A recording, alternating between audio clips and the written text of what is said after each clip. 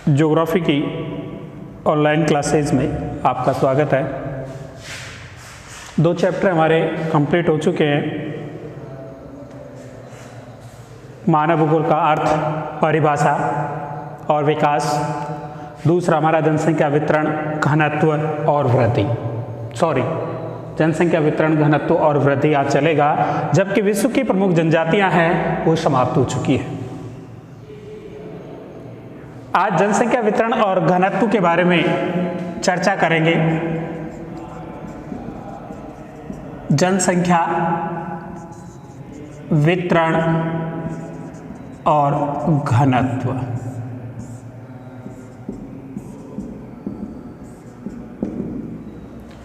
जनसंख्या वितरण और घनत्व।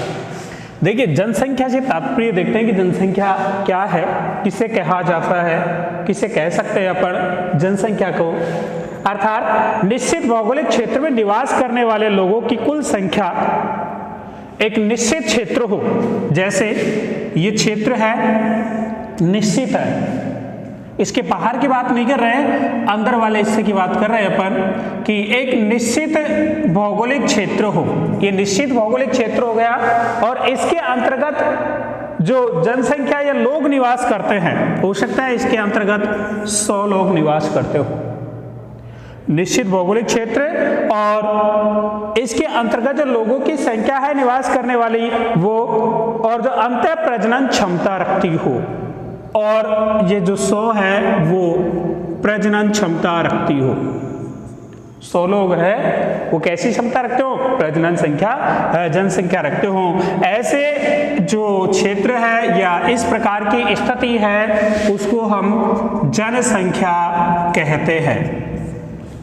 निश्चित क्षेत्र में निवास करने वाले लोगों की संख्या जिनमें प्रजनन क्षमता पाई जाती है उन्हें जनसंख्या कहा जाता है।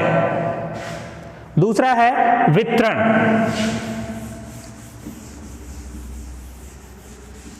देखिए कि जनसंख्या वितरण से तात्पर्य भौगोलिक क्षेत्र के जन समूह में बसाव। देखिए, जो भौगोलिक स्थिति अर्थात हम ये कहें कि प्रत्येक क्षेत्र है वो किसी न किसी प्रकार से भिन्न है। कहीं मैदान है, कहीं पहाड़ है, कहीं पठार है और कहीं नदियां है। इस तरह का जो भौगोलिक क्षेत्र पाया जाता है उसके अनुसार ही इनमें जो वितरण अर्थात फैलाव की स्थिति है, कहीं पर अधिक जनसंख्या का पाया जाना, कहीं पर कम पाया जाना, इस प्रकार की स्थिति होती है वो वितरण कहलाती है। हम यो कह सकते हैं कि जनसंख्या वितरण से तात्पर्य है कि भौगोलिक क्षेत्र के जनसमूह के बसाव के प्रतिरूप या स्थानिक वितरण से है कि क्षेत्र में ये क्षेत्र है, इसके अंतर्गत यहाँ पर पहाड़ है, पठार है, ये वाला हिस्सा, ये मैदानी भाग है, यहाँ पर उबड़ खाबड़ मरुस्थल है।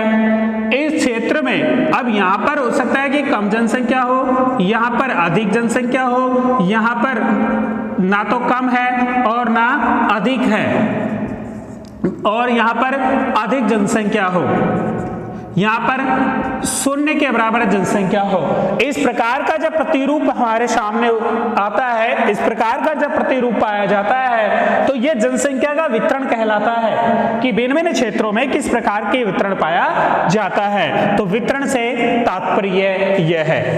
तो देखिए, जनसंख्या हो गया और वितरण। अगला है घनत्व। कि घनत्व क्या है, कि जनसंख्या घनत्व हम किसे कह सकते हैं या जनसंख्या घनत्व क्या है। तो प्रति वर्ग किलोमीटर क्षेत्र में निवास करने वाले जो लोगों की संख्या है उसे जनसंख्या घनत्व कहा जाता है।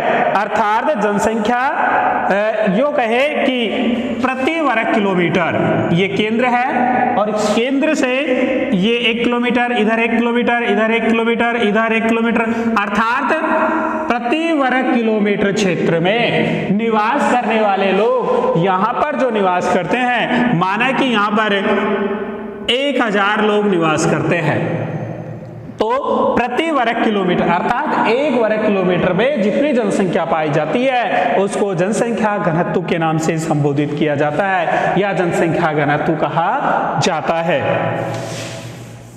इसका सूत्र भी है जनसंख्या घनत्व का निकालने के लिए, कई बार परीक्षा में पूछा गया है कि किसी क्षेत्र में जनसंख्या अधिक है, अर्थात जनसंख्या दे दी गई और घनत्व इसके अंतर्गत जनसंख्या हमें दे दी गई और वहां का क्षेत्रफल हमें दे दिया गया। अब पूछा जाता है कि इस क्षेत्र में जनघनत्व कितना होगा, कई बार पूछा गया है परीक्षा में। तो निकालने के लिए सूत्र है जनसंख्या घनत्व बराबर, सूत्र है जनसंख्या घनत्व बराबर कुल जनसंख्या बटा कुल जनसंख्या बटा कुल क्षेत्रफल। इसके माध्यम से हम किसी भी क्षेत्र का जन घनत्व निकाल सकते हैं।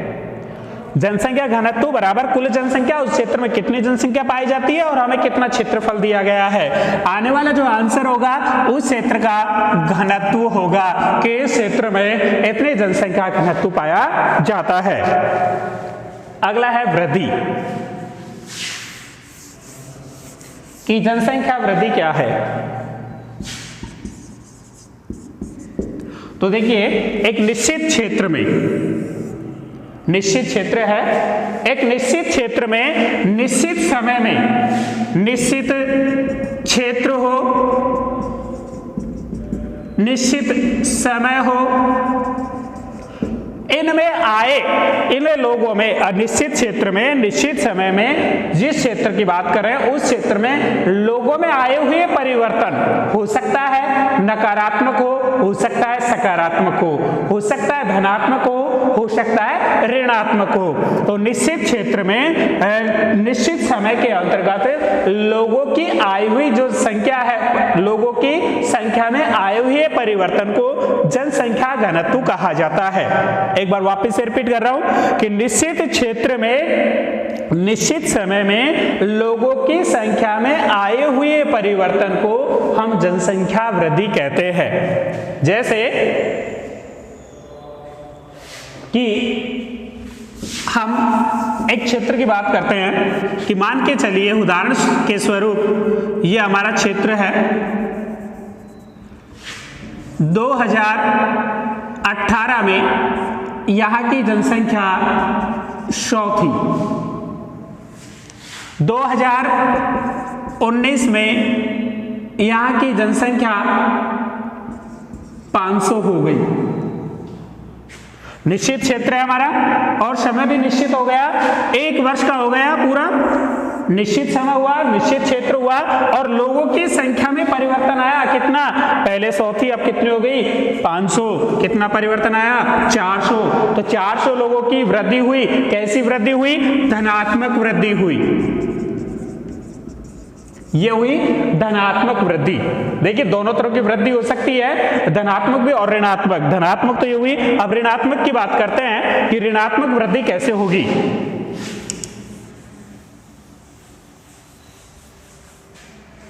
इसी उदाहरण से देखते हैं कि इस क्षेत्र के अंतर्गत 2018 में जनसंख्या थी 100,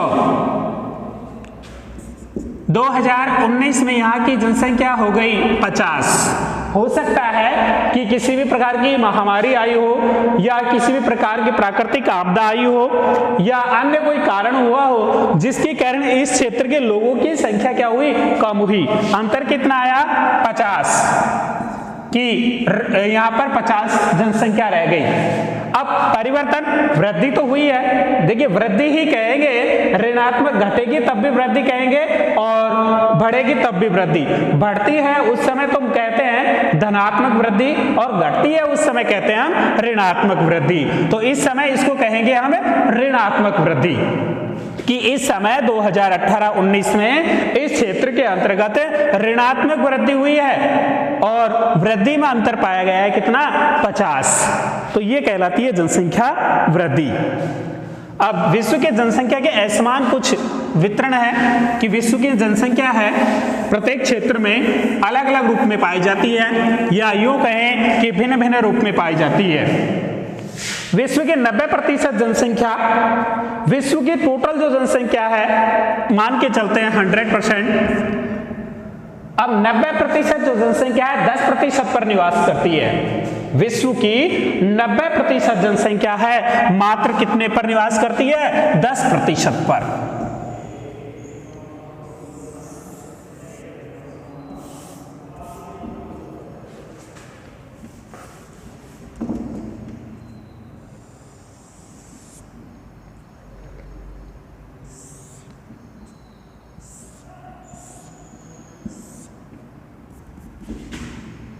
नब्बे 90% जनसंख्या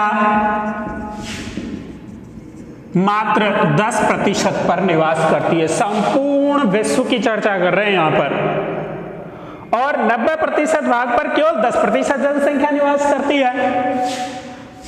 90% भाग है उस पर मात्र 10% जनसंख्या निवास करती है। ऐसा क्यों? कि देखिए उन क्षेत्रों में जहां पर सम जलवायु, या यूं कहें कि मानव अनुकूलन जलवायु पाई जाती है, मानव अपना जो आर्थिक जीविकापार्जन है या अपनी भौतिक सुविधाएं हैं उनको पर्याप्त रूप से उनको आसानी से उपलब्ध हो जाती है, वहां पर वो निवास करना प्रारंभ कर देता है। बाद बाकी जहां पर कम जनसंख्या पाई जाती है उसका मुख्य कारण है कि वहां की जलवायु है मानव अनुकूलन नहीं है। जैसे हमने पिछले अध्याय में चर्चा की थी कि जो जनजातियां हैं विषम परिस्थितियां, विषम जलवायु के अंतर्गत पाई जाती हैं, अपने आप को समायोजित करती हैं। तो ये कह सकते हैं अपन कि 90% जनसंख्या है वो विश्व के 10% भाग पर पाई जाती हैं, और 90% भाग पर मात्र विश्व की 10% जनसंख्या पाई जाती है। पृथ्वी के 2/3 जनसंख्या उसके लगभग 14% भाग पर निवास करती है। दूसरा संदर्भ है कि पृथ्वी की 2/3 जनसंख्या, पृथ्वी की 2/3 जनसंख्या है मात्र 14% भाग पर निवास करती है। संपूर्ण पृथ्वी के 14% भाग पर 2/3 जनसंख्या निवास करती है। विश्व की 85% जनसंख्या उत्तरी गोलार्ध में और 15% जनसंख्या है दक्षिणी गोलार्ध में। विश्व की लगभग 10% जनसंख्या 20 डिग्री से 60 डिग्री उत्तरी अक्षांशों के मध्य निवास करती है। देखिए अभी चर्चा कर रहे थे कि 20 डिग्री से 60 डिग्री उत्तरी अक्षांश के मध्य। यहां पर विशेष बात यह है कि नॉर्थ, केवल नॉर्थ की बात की गई है, साउथ की बात नहीं की गई है। 20 से 60 डिग्री उत्तरी अक्षांश के मध्य विश्व की 80% जनसंख्या निवास करती है, जबकि दक्षिणी अक्षांश की इसमें चर्चा नहीं की गई है, केवल उत्तरी अक्षांश की गई है। विश्व की जनसंख्या का लगभग 75 भाग है। विश्व में जितनी जनसंख्या पाई जाती है उसका 75% भाग है। 75% जो जनसंख्या है वो समुद्री किनारों के नगर, अर्थात समुद्र के आसपास बसे हुए नगर हैं, उनमें निवास करती है। कितने प्रतिशत? 75% जनसंख्या समुद्रों के पास में, महासागरों के पास में जो बसे हुए नगर हैं उनमें निवास करती है। इसके अलावा विश्व की लगभग 80% जनसंख्या सागर तल से 500 मीटर की ऊंचाई के क्षेत्रों में निवास करती है। कि सागर तल से 500 मीटर की जहां पर ऊंचाई पाई जाती है, सागर तल को मापा गया है कि सागर तल से लगभग कितने मीटर की ऊंचाई हो? 500 मीटर की ऊंचाई हो, उस क्षेत्र में निवास करती है 80% जनसंख्या। 80% जनसंख्या है जो 500 मीटर सागर तल से ऊंचाई हो, उस क्षेत्र की सागर तल से ऊंचाई हो, उसमें 80% जनसंख्या निवास करती है। विश्व की 3/4 जो जनसंख्या है, संपूर्ण विश्व की 3/4 जो जनसंख्या है वो मात्र 2 महाद्वीपों में निवास करती है, एशिया और यूरोप। इन दोनों महाद्वीपों में विश्व की 1/4 जो जनसंख्या, 3/4 जो जनसंख्या है वो निवास करती है। अब विश्व जनसंख्या का वितरण, कि विश्व में जनसंख्या है उसका वितरण किस प्रकार पाया जाता है, किस देश में या किस महाद्वीपों में जो भिन्न भिन्न प्रकारों का वितरण घनत्व पाया जाता है। 2013 के अनुसार विश्व की कुल जनसंख्या 714 करोड़ है। 2013 के अनुसार बात कर रहे हैं, 2013 के अनुसार विश्व की जो कुल जनसंख्या है 714 करोड़ है। और विश्व में सर्वाधिक जनसंख्या है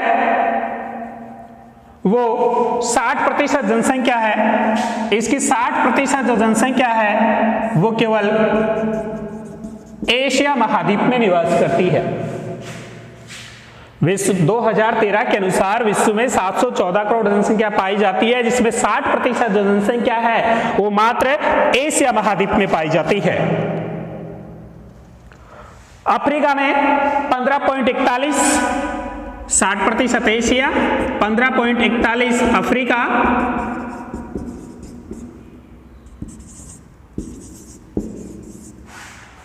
यूरोप में 10.17,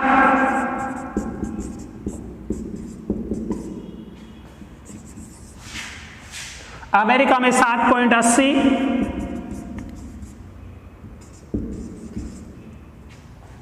और दक्षिण अमेरिका में 5.62,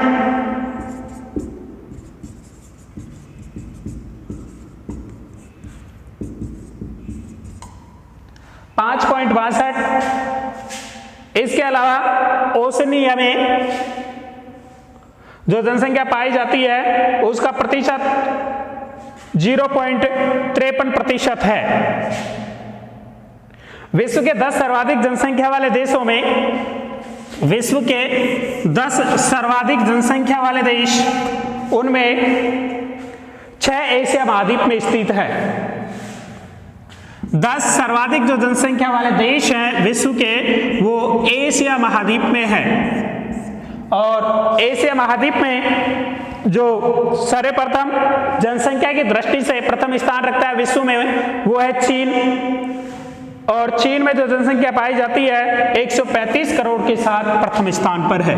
एशिया में चीन और जनसंख्या पाई जाती है 135 करोड़, इसके साथ यह विश्व में अपना प्रथम स्थान रखता है। सर्वाधिक जनसंख्या वाले राष्ट्र में चीन के बाद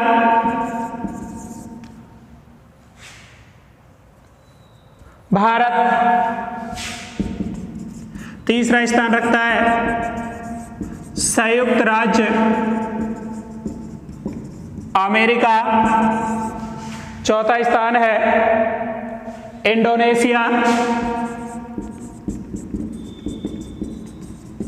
पांचवा है। ब्राजील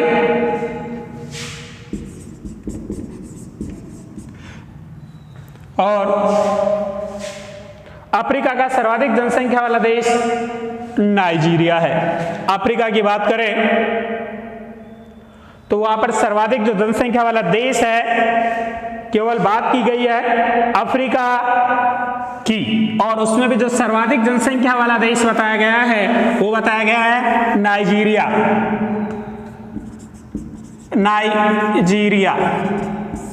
जो अफ्रीका का सर्वाधिक जनसंख्या वाला देश है। और जनसंख्या संबंधी जो मानचित्र में दर्शाया जाता है, जनसंख्या संबंधी जो मानचित्रावली है, मानचित्र बनाया जाता है, उसमें जो विधि काम में ली जाती है सबसे उपयुक्त विधि है बिंदु विधि, जिसे डॉट्स मेथड के नाम से भी जाना जाता है। इस प्रकार जो संपूर्ण जनसंख्या पाई जाती है विश्व में, उसके आधार पर संपूर्ण विश्व को जनसंख्या के आधार पर जनसंख्या वितरण की दृष्टि से, जनसंख्या वितरण की दृष्टि से 4 भागों में विभाजित किया गया है, जिनमें सघन जनसंख्या का प्रदेश, सघन जनसंख्या के प्रदेश, सामान्य जनसंख्या के प्रदेश, सघन जनसंख्या, सामान्य जनसंख्या और विरल जनसंख्या वाले प्रदेश, और चौथा है अति न्यून जनसंख्या क्षेत्र। अति न्यून जनसंख्या क्षेत्र। इन चार भागों में विश्व की जो जनसंख्या है उसको विभाजित किया गया है, जिसमें पहला है सघन जनसंख्या प्रदेश। इसके अंतर्गत पूर्वी एशिया के चीन, पूर्व एशिया के चीन, उसके अलावा जापान, भारत, पाकिस्तान, बांग्लादेश,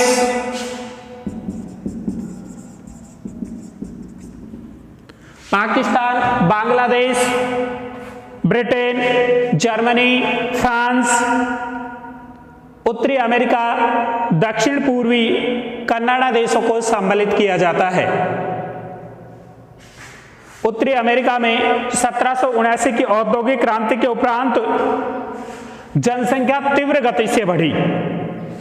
जब 1779 में यूरोप में औद्योगिक क्रांति हुई, उत्तरी अमेरिका में औद्योगिक क्रांति हुई, उसके फलस्वरूप वहां पर जनसंख्या तीव्र गति से बढ़ी। इस प्रकार सघन जनसंख्या वाले क्षेत्रों में इन देशों को रखा जाता है। अब है सामान्य जनसंख्या के प्रदेश कि सामान्य जनसंख्या वाले प्रदेशों में कौन कौन से देशों को रखा जाता है। ऐसे प्रदेशों में खनिज की उपलब्धता जनसंख्या के लिए सामान्य दशा प्रदान करती है। सामान्य जनसंख्या वाले क्षेत्र है, ये कहे कि यहाँ पर खनिज संसाधन है वो मुख्य रूप से पाए जाते हैं, इसलिए यहाँ पर जनसंख्या निवास करती है सामान्य रूप से। चिली तांबे के लिए, कनाडा यूरेनियम के लिए तथा ऑस्ट्रेलिया में काली गुड़ी व कुलागार्डी स्वर्ण खानों के कारण जनसंख्या अधिक पाई जाती है, या फिर यूं कहें कि यहाँ पर जो जनसंख्या है खनिज के कारण ही पाई जाती है। तो इसके अंतर्गत चिली तांबे के लिए, तांबा पाया जाने के कारण यहां पर जनसंख्या अधिक पाई जाती है। कनाडा यूरेनियम के लिए, यहां पर यूरेनियम के भंडार हैं, इसलिए इन लोगों को रोजगार उपलब्ध हो जाता है, जिसके कारण यहां पर जनसंख्या कैसी पाई जाती है, सामान्य पाई जाती है। इसके लिए ऑस्ट्रेलिया में स्वर्ण खाने, ऑस्ट्रेलिया में सोने की खानें पाई जाती हैं, इसलिए यहां पर जो जनसंख्या है वो भी कैसी पाई जाती है, सघन पाई जाती है। तीसरा है विरल जनसंख्या के प्रदेश। विश्व के 70% भाग है, विश्व का 70% जो भाग है वो विरल जनसंख्या के अंतर्गत आता है। विश्व का 70% जो भाग है विरल जनसंख्या के अंतर्गत आता है, और यहां पर मात्र 5% जनसंख्या निवास करती है। कितने प्रतिशत? 5% जनसंख्या निवास करती है। अति न्यून जनसंख्या क्षेत्र,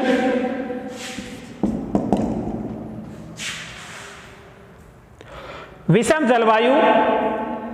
जलवायु पाई जाए, असमतल धरातल के कारण समान नहीं, कहीं मैदान पहाड़ पठार इस प्रकार का क्षेत्र पाया जाए, इस धरातल के कारण इस क्षेत्र में जनसंख्या बहुत कम पाई जाती है। और ऐसे प्रदेशों में उष्ण मरुस्थल विषुवत रेखीय प्रदेश आते हैं। उष्ण मरुस्थल और विषुवत रेखीय प्रदेश अति न्यून जनसंख्या के अंतर्गत सम्मिलित किए जाते हैं। तो इस प्रकार जनसंख्या वितरण को संपूर्ण विश्व में 4 भागों में विभाजित किया गया।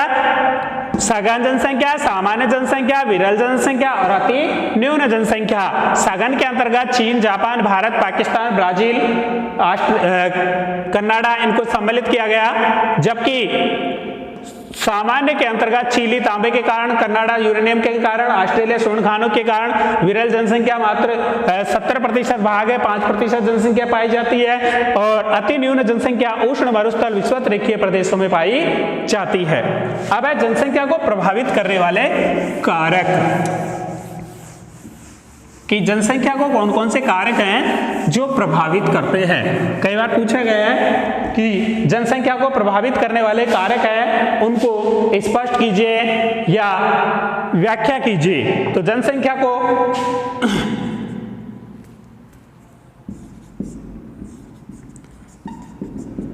जनसंख्या वितरण को प्रभावित करने वाले कारक कि कौन कौन से कारण हैं जो जनसंख्या को प्रभावित करते हैं। देखिए, इनको मुख्य रूप से अलग अलग भागों में विभाजित कर देते हैं कि भौतिक कारक,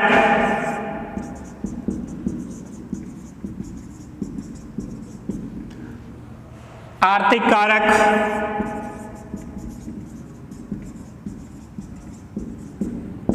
और सांस्कृतिक कारक,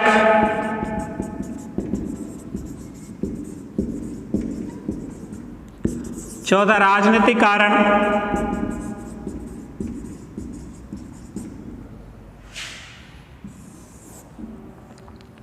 चार मुख्य रूप से जनसंख्या वितरण को प्रभावित करने वाले कारकों को चार भागों में बांटा और भौतिक कारक को पुनः हम फिर से उप विभाजित करते हैं कि भौतिक कारक किस प्रकार, जैसे जलवायु,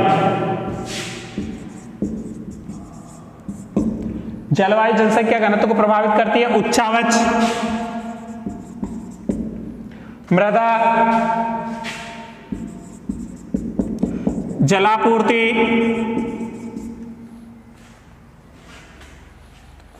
आर्थिक कारक के अंतर्गत शक्ति के साधन,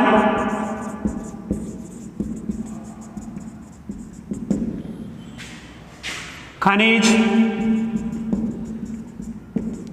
खनिज संपदा, नगरीकरण,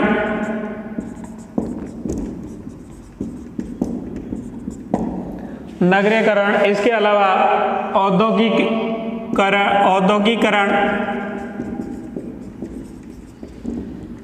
आर्थिक कारक मुख्य रूप से इस प्रकार ये कारक हैं जो आर्थिक रूप से प्रभावित करते हैं। सांस्कृतिक कारक के अंतर्गत आर्थिक उन्नति,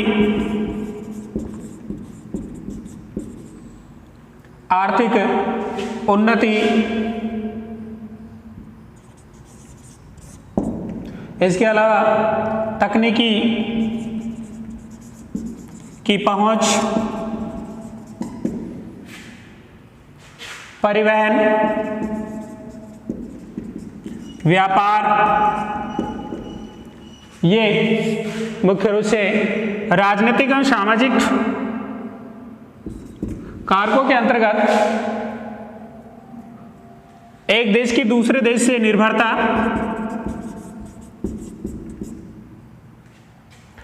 सामाजिक कार्य, रीति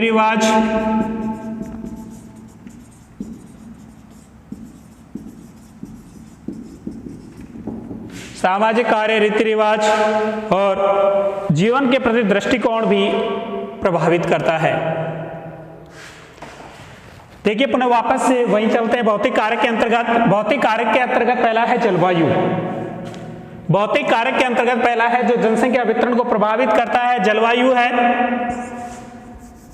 और जलवायु में जनसंख्या वितरण किस प्रकार प्रभावित होता है। देखिए, विषम जो जलवायु पाई जाती है, यूं कहें कि मानव अनुकूलन जहां पर जलवायु नहीं पाई जाती है वहां पर जनसंख्या कम पाई जाती है।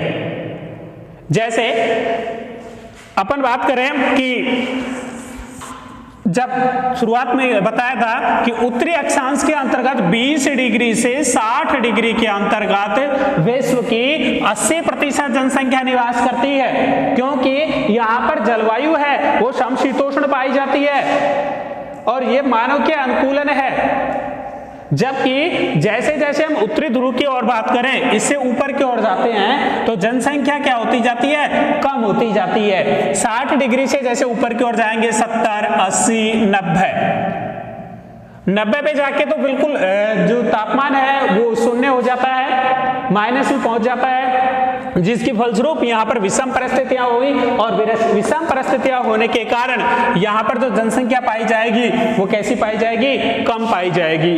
अर्थात हम ये कह सकते हैं कि उचित जब जलवायु पाई जाए, जहाँ पर अच्छी जलवायु हो, वो मानव बसाव के लिए या जनसंख्या वितरण को प्रभावित करती है। अच्छी जलवायु होगी तो लोगों की संख्या अधिक होगी, और यदि जलवायु विषम है तो वहां पर लोगों की संख्या कम होगी। तो अधिक और कम जो पाई गई है, अधिक पाई गई है एक तरफ और एक तरफ कम पाई गई है, ये अधिक और कम पाया जाना ही असमान वितरण है, अर्थात समान रूप से वितरण नहीं है। अतः जलवायु भी मानव जनसंख्या वितरण को प्रभावित करती है। दूसरा है खनिज, उच्चावच।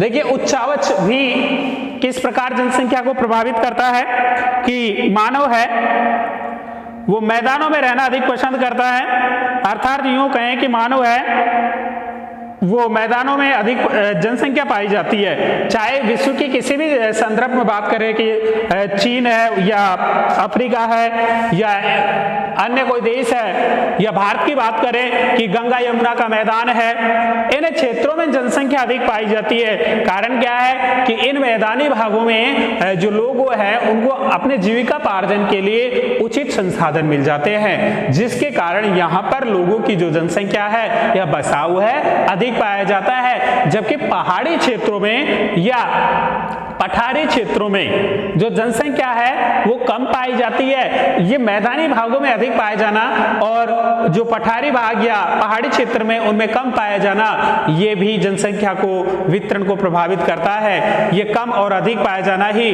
असमान वितरण है। अर्थात ये कह सकते हैं कि उच्चावच भी जनसंख्या वितरण को प्रभावित करता है। आगे है मृदा। भौतिक कारक के अंतर्गत मृदा है कि मृदा किस प्रकार प्रभावित करती है। तो भौतिक कारक के अंतर्गत मृदा, यदि उपजाऊ मृदा है तो वहां पर जनसंख्या अधिक पाई जाएगी। उपजाऊ मृदा है तो वहां पर जनसंख्या अधिक पाई जाएगी। भारत के संदर्भ में बात करें तो भारत के संदर्भ में हम देखते हैं कि जहां पर उपजाऊ मृदा है, भारत कृषि प्रधान देश है और कृषि प्रधान देश होने के कारण अधिकांश जो लोग हैं वो कृषि करते हैं, जिसके फलस्वरूप यहाँ पर लोगों का झुकाव रहता है कि जहाँ पर उपजाऊ मृदा है वहाँ पर उनका जमाव अधिक पाया जाता है, लेकिन कम उपजाऊ मृदा है वहाँ पर लोगों का बसाव कम पाया जाता है। इसके कारण ये असमान वितरण मृदा पर भी निर्भर करता है। अर्थात ये कह सकते हैं कि मृदा भी जनसंख्या वितरण को प्रभावित करती है। जलापूर्ति, देखिए जल है तो चांद है, जल है तो कल है। अर्थात हम प्राचीन सभ्यताओं की बात भी करें, जैसे सिंधु घाटी सभ्यता की बात करें तो सिंधु घाटी सभ्यता में भी जो लोगों का बसाव है या प्रारंभ में जहां पर रहना प्रारंभ किया वो सिंधु नदी के आसपास ही रहना प्रारंभ किया था, क्योंकि मानव की जो आवश्यकता है वो क्या है, पहली जल के बिना मानव कुछ भी नहीं कर सकता। जब जल आसानी से उपलब्ध हो जाता है उसको, तो वहां पर वो कृषि या अन्य औद्योगिक धंधे या अपने जीविकोपार्जन के लिए अन्य स्रोत अपना लेता है। फलस्वरूप जलवायु जनसंख्या का वितरण है वो भी जलापूर्ति को प्रभावित करता है। जिन क्षेत्रों में जल आसानी से उपलब्ध हो जाता है वहां पर जनसंख्या अधिक पाई जाती है, और जिन क्षेत्रों में जल आसानी से उपलब्ध नहीं हो पाता है वहां पर जनसंख्या कम पाई जाती है। बात करते हैं भारत के संदर्भ में ही कि एक क्षेत्र है जहां पर जनसंख्या अधिक पाई जाती है, गंगा ब्रह्मपुत्र का मैदान। वहीं दूसरी और राजस्थान की बात करें तो राजस्थान में जो जैसलमेर, बीकानेर, बाड़मेर वाला क्षेत्र है वहां पर क्षेत्रफल तो अधिक है लेकिन जनसंख्या कम पाई जाती है। कारण यही है कि वहां पर जलापूर्ति नहीं हो पाती है, और ये जलापूर्ति नहीं होना, एक दूसरे से भिन्न प्रकार हो जाना संपूर्ण विश्व में भी इसी प्रकार की प्रतिक्रिया है, और इस प्रकार की जो जनसंख्या असमान वितरण पाया जाता है यह जनसंख्या वितरण को प्रभावित करता है। आगे है आर्थिक कारक कि आर्थिक कारक किस प्रकार प्रभावित करता है जनसंख्या वितरण को। तो पहला है शक्ति के साधन। कि शक्ति के साधन किस प्रकार करते हैं। देखिए जहां पर शक्ति के साधन आसानी से उपलब्ध हो जाएं तो वहां पर जनसंख्या वितरण अधिक पाया जाता है, जनसंख्या जो है वो सघन पाई जाती है, क्योंकि आसानी से, जैसे शक्ति के साधनों की बात करें कि कारखाने हैं या उनको अन्य सुविधाएं उपलब्ध है। इसके अलावा खनिज, देखिए मानव की जो परम आवश्यकता है वो है रोजगार, अपने परिवार का जीविकापार्जन के लिए वो रोजगार की तलाश में या रोजगार करने के लिए प्रवास करता है। प्रवास चाहे स्थानीय प्रवास हो, प्रादेशिक प्रवास हो, अंतर्राज्यीय प्रवास हो, राज्य प्रवास हो या विदेशी प्रवास हो, किसी भी प्रकार का प्रवास हो सकता है, केवल किसके लिए? रोजगार के लिए। अब जहां पर खनिज संसाधन उपलब्ध है, जहां पर खनिज संसाधन उपलब्ध होंगे वहां पर जनसंख्या का जमाव भी अधिक पाया जाएगा। जैसे पिछले हमने जनसंख्या वितरण के अंतर्गत विश्व को 4 भागों में बांटा, वहां पर जो दूसरा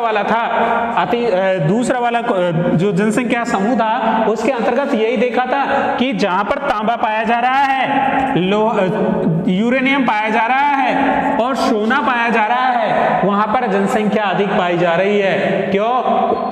क्योंकि वहां पर रोजगार के साधन उपलब्ध है। इसलिए जनसंख्या वितरण को भी जो खनिज संपदा है वो भी प्रभावित करता है। आगे है आर्थिक कारक के अंतर्गत ही नगरीकरण,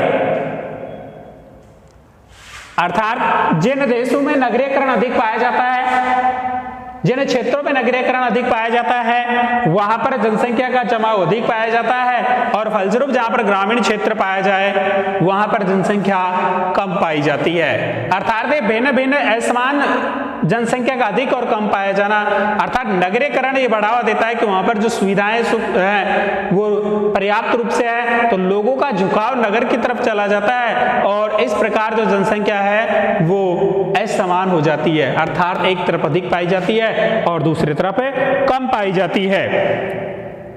आगे है अगला कारक, इसमें तकनीकी तक पहुंच का स्तर, औद्योगिकरण, कि जहां पर मुख्य रूप से इंडस्ट्रीज एरिया है या उद्योग धंधे अधिक पाए जाते हैं वहां पर भी जनसंख्या का समूह या जनसंख्या अधिक पाई जाती है, और जहां पर रोजगार के साधन उपलब्ध नहीं है वहां पर जनसंख्या कम पाई जाती है। अर्थात औद्योगिकरण भी जनसंख्या वितरण को प्रभावित करता है। सांस्कृतिक कारक, आर्थिक उन्नति, जिसमें पहला कि जिन क्षेत्रों की या जिन देशों की या जिस राज्य की या जिस क्षेत्र की बात करें वहां की आर्थिक उन्नति अधिक है, यदि आर्थिक क्रियाएं डेवलपमेंट है या आर्थिक प्रक्रियाएं हैं वो चरम सीमा पे हैं तो वहां पर जनसंख्या का जो वितरण है सघन पाया जाएगा, और जहां पर आर्थिक उन्नति न के बराबर है वहां पर जनसंख्या शून्य पाई जाएगी। तकनीकी पहुंच, कि जिन क्षेत्रों में तकनीकी पहुंच अधिक है, कि तकनीकी नई नई चीजें या नई नई वस्तुओं का आविष्कार या नई नई जो सुविधाएं मिल रही हैं वहां पर भी जनसंख्या का अधिक पहुंच या जनसंख्या अधिक पाई जाएगी। परिवहन, जहां पर पर्याप्त रूप से या आसानी से परिवहन के साधन उपलब्ध हो जाए, जिन क्षेत्रों में, जिन राज्यों में, जिन देश में वहां पर परिवहन के साधन आसानी से उपलब्ध हो जाते हैं उन क्षेत्रों में भी जनसंख्या अधिक पाई जाती है। इसके अलावा व्यापार है कि जहां पर व्यापार की प्रक्रिया होती है उन क्षेत्रों में भी जनसंख्या का बसाव अधिक पाया जाता है। और आगे राजनीतिक कारक है, एक देश से दूसरे देश की निर्भरता का बढ़ना, अर्थात अच्छे संपर्क हैं उन क्षेत्रों में तो जनसंख्या का बसाव अधिक पाया जाता है। सामान्य उस क्षेत्र के अंतर्गत यदि अच्छे संबंध नहीं है तो ऐसी स्थिति में जनसंख्या कम पाई जाती है। जैसे भारत और पाकिस्तान के संदर्भ में बात करें तो LOC कारगिल या रेड क्लिफ के आसपास वाला जो क्षेत्र है उसमें जनसंख्या बहुत कम पाई जाती है, जबकि अन्य सीमावर्ती क्षेत्रों में जनसंख्या उस क्षेत्र से अधिक पाई जाती है। सामाजिक कार्यों में या रीति रिवाज है वो भी जनसंख्या समूह को प्रभावित करते हैं। धार्मिक विश्वास या प्राकृतिक दृष्टिकोण भी जनसंख्या को प्रभावित करता है। आगे हम कल पढ़ेंगे जनसंख्या का महासमूह। धन्यवाद।